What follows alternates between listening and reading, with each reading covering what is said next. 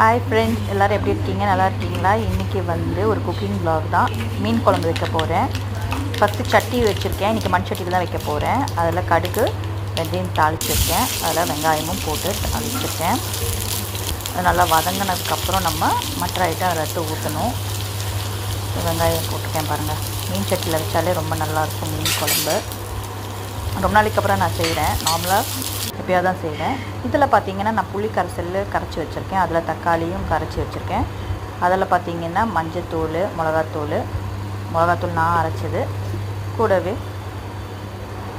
காஷ்மீரி சில்லியும் வந்து அதில் சேர்த்துருக்கேன்.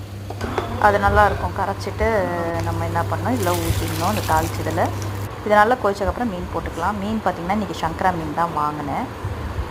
எவ்வளோ நல்லா இருக்குது பாருங்கள், ஃப்ரெஷ்ஷாக இருக்குது. ஸோ இதில் போட்டாச்சு. கொஞ்சம் மீதி மீனை நான் மசாலா தடவி வச்சுருக்கேன். ஃபைனல் லுக்கு எப்படி இருக்குது